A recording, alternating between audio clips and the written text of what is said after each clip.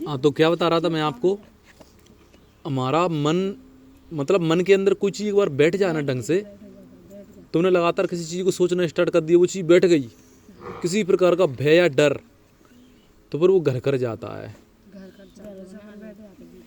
हाँ, इसलिए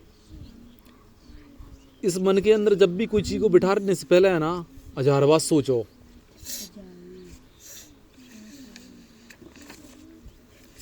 कोई अच्छा टारगेट बैठेगा तो फिर तुम उसमें हो सकता है कोई कुछ बोलते सी कर ही जाए ढंग को, है कि नहीं।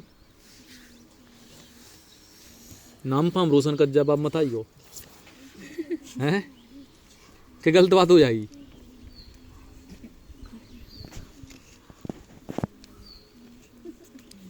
परिवहन, संचार, ये सब चीज़ें ठीक है, परंतु भूमि एक सीमित संसाधन है, इसलिए उपलब्ध भूमि विभिन्न उद्देश्यों के उपभोग को सावधान योजनाबद्ध तरीके से होना चाहिए। क्या करना चाहिए सब चीज़ों का। भारत में भूमि पर विभिन्न प्रकार की भू आकृतियाँ हैं, जैसे कि पर्वत है, पठार है और क्या है, मैदान है। किसकी बात कर रहे हैं हम, पर्वत, पठार, मैदान और मैदान। पर्वत, पठार और मैदान। मैदान किसको बोलते हैं, जहाँ पे एक जैसी जगह जमीन हाँ जो जगह तुम्हें दिख रही है ये चारों तरफ, जिका होगा मैदान हो गया। अब देखिए ध्यान से, पर्वत किसको बोलते हैं, जो पर्वत खड़ा होता है, और पठार किसको बोलते हैं। हाँ बताइए बताइए, नहीं आ रहा, देखिएगा जो पहाड़ों के ऊपर जगह होती है फैली हुई, उसे क्या कहते हैं हम, पठार कहते हैं। समझ में आ गया इतना, क्या क्या बताया मैंने आपको, पर्वत, पठार और मैदान। मैदान, पर्वत, पठार और मैदान। पर्वत क्या हो गए, जो आपको चारों तरफ दिख रहे हैं, ये यहाँ पे, ये सब क्या हो गए, पर्वत हो गए। पठार क्या हो गए, जो पर्वतों के ऊपर जगह लगी। हाँ समझ में आ गया। तो भारत में भूमि पर विभिन्न प्रकार की भू आकृतियाँ, भू आकृति मतलब तुमने देखा होगा, जैसे अपने यहाँ पर देख लो आप, अपने यहाँ पर चारों तरफ क्या है, आपको क्या दिख रहा है, देखिएगा जो एक जैसी जगह हैगी, एक जैसी जगह है, उसे तो हमने क्या कह दिया, मैदान बोला, ठीक है।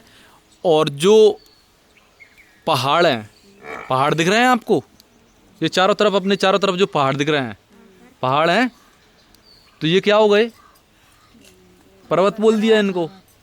और पहाड़ों के ऊपर जो समतल जगह पड़ी होती है, उसे क्या कहते हैं हम, पठार कहते हैं, ठीक है।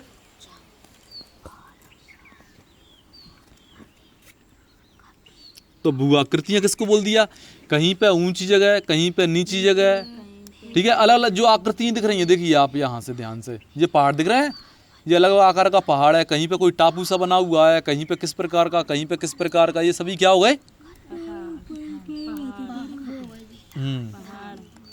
तुम यहाँ पे जिस जगह पे बैठ के पढ़ाई कर रहे हो, जिस जगह पे तुम हो अभी, समझ रहे हो, भूगोल यानी ये सब्जेक्ट आपका, हाँ इसको बिल्कुल आप आंखों से देख रहे हो, है कि नहीं। और यदि मान लो इस प्रकार के सब्जेक्ट समझ में नहीं आएंगे तो फिर क्या होगा, और इसमें सब्जेक्ट में आपने नंबर नहीं आ पाए एग्जाम के अंदर 100 में 100, तो फिर जीवन बेकार है।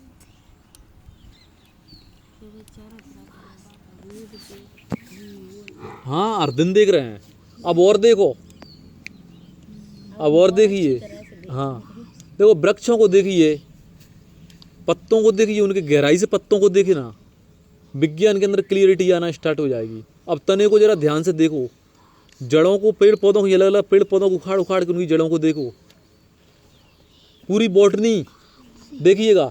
जब तक आपको भूगोल की जानकारी नहीं होगी, ये बात को अच्छी तरह सुनिएगा मेरी को, जब तक आपको भूगोल की यानी कि पृथ्वी पे जो आकृतियाँ वगैरह हैं, क्या है क्या नहीं है, इन सब चीज़ों की जानकारी नहीं होगी, किस प्रकार की मिट्टी है, किस प्रकार के पेड़ पौधे यहाँ पर पाए जाते हैं, तब तक इसी को कहते हैं अलग अलग प्रकार के जीव जंतु, अलग अलग प्रकार के पेड़ पौधे, अलग अलग प्रकार के जीवों का पाया जाना, इसी को कहते हैं जीवों के अंदर जो, इसी को कहते हैं विविधता, एक वृक्ष आपको अलग प्रकार का देखने को मिलेगा, दूसरा वृक्ष आपको अलग पास में ही अलग प्रकार का देखने को मिलेगा, तीसरा वृक्ष अलग प्रकार का, कहीं पे अलग प्रकार की घास है, कहीं पे अलग प्रकार की घास है, ठीक है।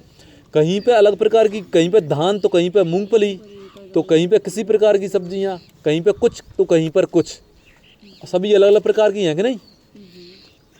तो ये सब क्या है,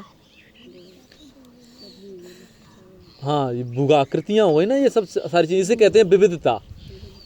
विविधता में इंसानों के अंदर देखिए किस लेवल पे देखने को मिलती है।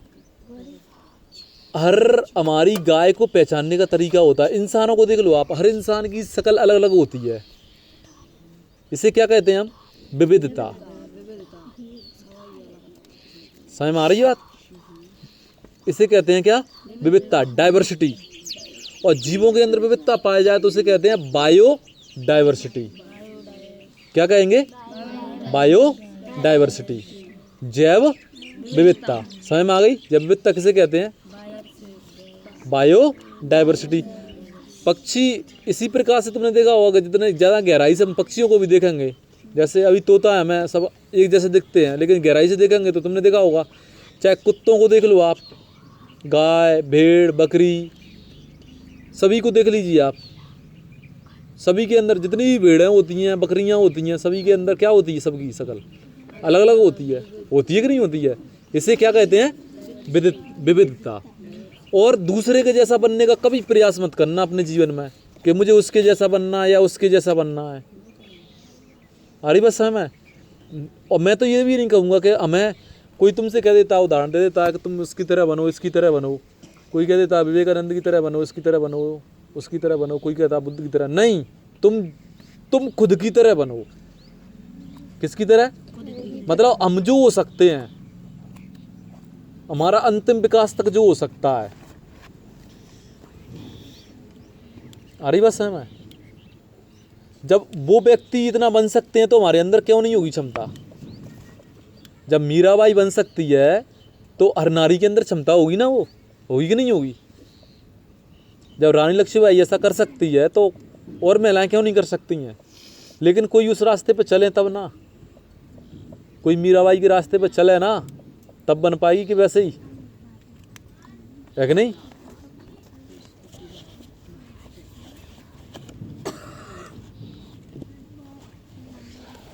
आज भी एक से एक संत है, संत लल्लेश्वरी है, हाँ संत लल्लेश्वरी।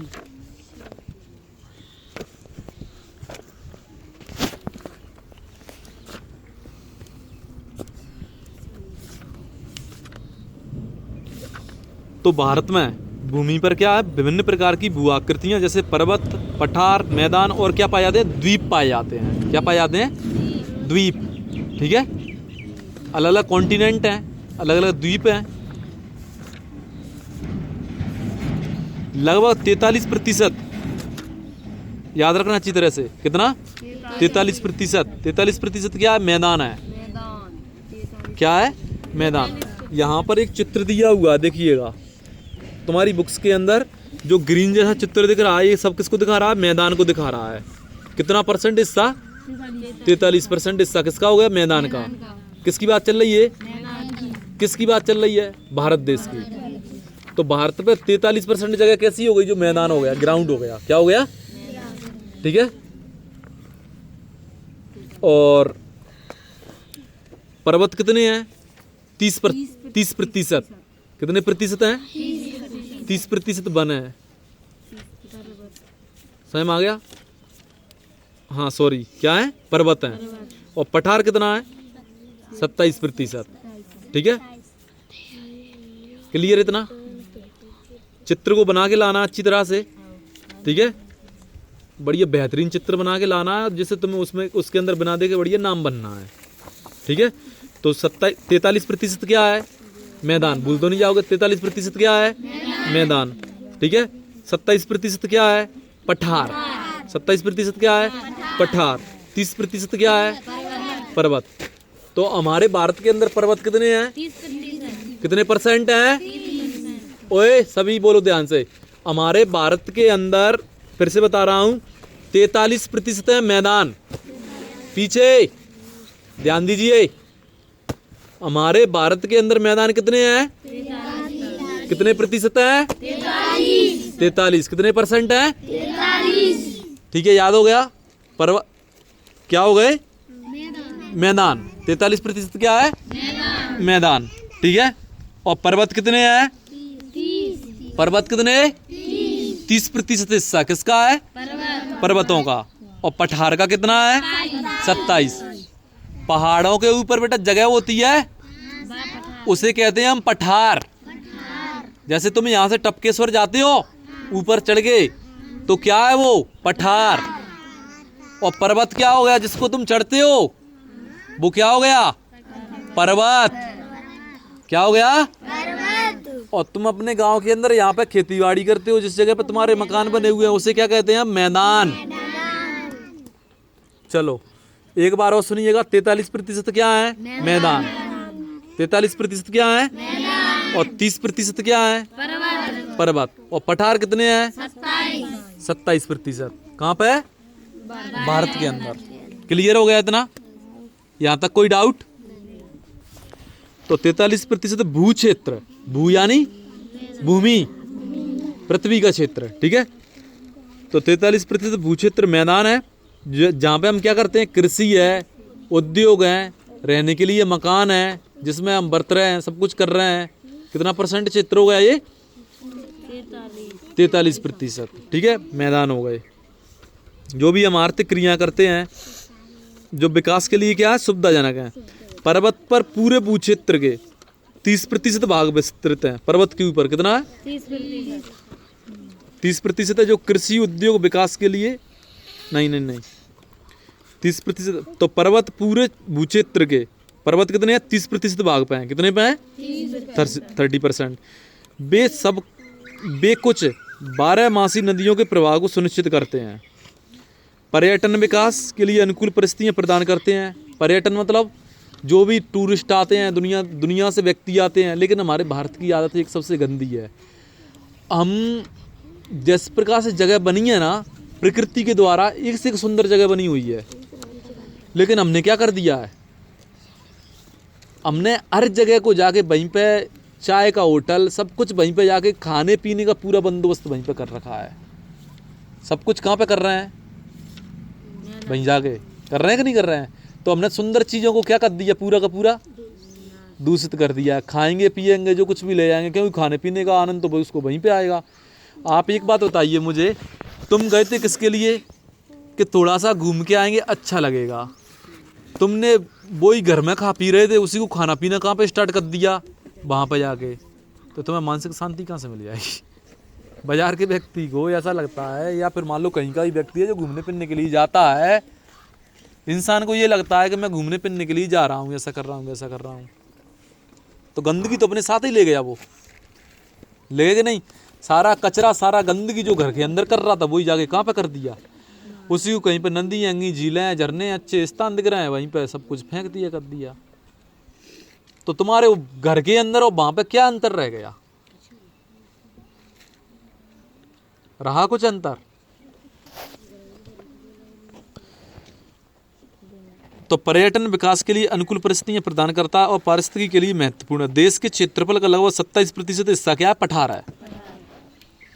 इस क्षेत्र में खनिजों और जीवाश्म ईंधन, खनिज जानते हो, जो कुछ भी खनिज निकलते हैं, खनिजों में क्या हो गया? लोहा है, ठीक है, हाँ, पीतल है, जितनी भी धातुएं होती हैं ना जो खनिज निकलते हैं, ठीक है। खनिज किसे कहते हैं? धरती में गहराई से निकाल कर खोदे गए जो पदार्थ, जो मूल्य धातुएं होती हैं, उन्हें क्या कहते हैं? खनिज कहते हैं। समझ में आ गया अच्छी तरह से? खनिज क्या होते हैं? हाँ। और जीवाश्म ईंधन क्या हो गए?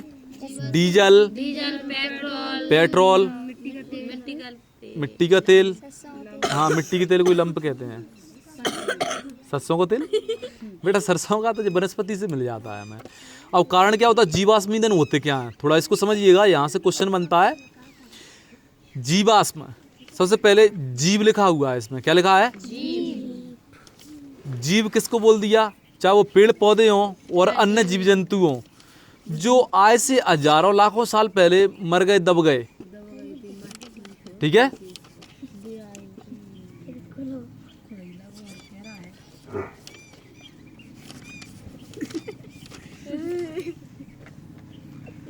तो जीवाश्म क्या हो गया, मतलब जिसमें जीवों का अंश पाया जाए, सजीव जो कुछ भी हो उसे क्या कहा हमने, जीवाश्म। ठीक है, तो डीजल पेट्रोल है तो क्या होती है, जो हजारों सालों से जो पेड़ पौधे मिट्टी के अंदर दब गए हैं, ठीक है, पृथ्वी पर तमाम प्रक्रियाएं होती हैं, ज्वालामुखी का फटना, भूकंप आना, पृथ्वी के अंदर पता चले कि ज्वालामुखी फटते हैं ना, तुमने देखा होगा कि हर जगह पे कहीं ना कहीं पे तुमने सुना होगा कि आज यहाँ पर भूस्खलन हो गया, लैंडस्लाइड हो जाती है ना, मतलब जो पहाड़ होता है पहाड़ की मिट्टी सड़क के आ जाती है बारिश के टाइम पे, आ जाती कि नहीं आ जाती, इसे कहते हैं क्या, भूस्खलन। जैसे मान लो यहाँ पे तुम्हें जो पहाड़ दिख रहा है इसकी मिट्टी खिसक के आ गई तो क्या हो गया, भूस्खलन। भू यानी पृथ्वी, स्खलन माने हाँ सरक जाए। ठीक है, इंग्लिश में लैंडस्लाइड बोलते हैं, स्लाइड यानी फिसलना, स्लाइड यानी फिसलना। ठीक है, भूमि का फिसलना। तो जीवाश्म ईंधन समझ में आ गए, फिर डीजल पेट्रोल बन जाते हैं दबे दबे।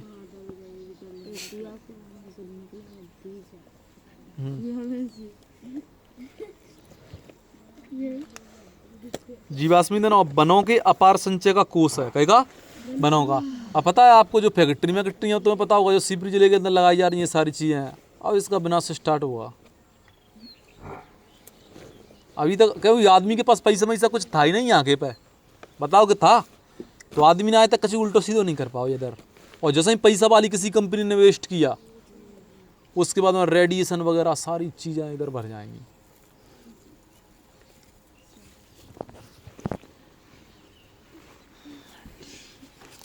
अब है भू उपयोग। भू उपयोग से कहा है मतलब जिसको मनुष्य क्या कर रहा है, उपयोग कर रहा है। तो भू संसाधनों का उपयोग निम्नलिखित उद्देश्यों के लिए किया जाता है। नंबर 1 वन, ठीक है, वन क्या हो गए हमारे चारों तरफ, क्या बेटा ये वन, फॉरेस्ट, जंगल। वन कृषि के लिए अनुपलब्ध भूमि, कृषि के लिए तो बंजर तथा कृषि अयोग्य भूमि। कच्ची जमीन ऐसी है जिसमें खेती नहीं होती, उसे हम ये क्या कहते हैं, बंजर कहते हैं। जैसे पे पढ़े हैं ना बंजर, तमाम बंजर पड़े होते हैं। और कृषि अयोग्य भूमि मतलब जिसमें खेती बाड़ी नहीं की जा रही है। फिर आपका गैर कृषि परियोजनाओं में लगाई गई भूमि, क्या में गैर कृषि परियोजनाओं में लगाई गई भूमि, जैसे इमारतें, सड़क और उद्योग इत्यादि। अब है प्रति भूमि के अतिरिक्त अन्य कृषि अयोग्य भूमि। स्थायी चारागाह, प्रति भूमि या अतिरिक्त जो कृषि अयोग्य भूमि, कहाँ पे मतलब चारागाह होगा, जैसे अपने चारों तरफ जाएंगे ना, है ना, चारा कहे बोलते, कहाँ पे चारों, जब पे पशु जाते हैं चरने करने के लिए, सब क्या हो गया, चारागाह हो गया। ठीक है, स्थायी चारागाह, अन्य गोचर भूमि। गोचर मतलब क्या हो गया, जहाँ पे गैया वगैरह जो है अपने पशुधन है ना चरने के लिए जाता है, गैया हैं, बकरी हैं। विविध वृक्षों, विविध माने अलग अलग प्रकार के जो वृक्ष हैं, वृक्ष फसलों, ठीक है, वृक्षों की फसल, आम वगैरह, जाम फल, जामुन, ठीक है, अमरूद वगैरह की फसल हो गई है। उपवनों के अधीन भूमि जो शुद्ध बोए गए क्षेत्र में शामिल नहीं है। कृषि योग्य बंजर भूमि जहां 5 से अधिक वर्षों में खेती न की गई हो। प्रति भूमि का है वर्तमान प्रति, जहां एक कृषि वर्ष या उससे कम समय में खेती न की गई हो। वर्तमान प्रति भूमि के अतिरिक्त अन्य प्रति भूमि या पुरातन प्रति, जहां 1 से 5 कृषि वर्ष में खेती न की गई हो। शुद्ध निवल, अब देखिएगा ध्यान से अच्छी तरह, पेपर में आता है ये। शुद्ध निवल बोया गया हुआ है क्षेत्र भूमि जिस पर फसलें उगाई या काटी जाती हैं, ठीक है, शुद्ध निवल हो गया, वह शुद्ध निवल बोया गया क्षेत्र कहलाता। यहाँ पर खेती बाड़ी कर रहे हैं ना अपन, अरे सीधी सी बात ये ते जगह अपन कर रहे हैं भाई, है शुद्ध बोया गया निवल क्षेत्र हो गया। एक कृषि वर्ष में एक बार से अधिक बोए गए क्षेत्र को क्या कहते हैं, शुद्ध निबल बोए गए क्षेत्र में जोड़ दिया जाए तो वह सकल कृषि क्षेत्र कहला देता है। क्या कहलाता है? सकल कृषि क्षेत्र। ठीक है, इसको अच्छे से करके आना है। ठीक है, एक बात ध्यान से पढ़ना है आपको इसको, एक बार, दो बार, तीन बार, जब तक आपका कॉन्सेप्ट क्लियर नहीं हो जाते हैं फिर बर्डन बढ़ता चला जाएगा। ध्यान रखना चैप्टर को, इसको। ठीक है, जितना पढ़ाया है उसको 2-3 बार पढ़ के देखो अच्छे से, अपने आप दिमाग में बैठ जाएगा ढंग से। और जिस समय तुम पढ़ोगे उस समय तुम्हें और भी चीज़ें नहीं नज़र आएंगी, क्योंकि जिस समय मैं पढ़ा रहा हूँ ना उस समय हो सकता है कि आपका मन कहीं और चल रहा हो। ठीक है।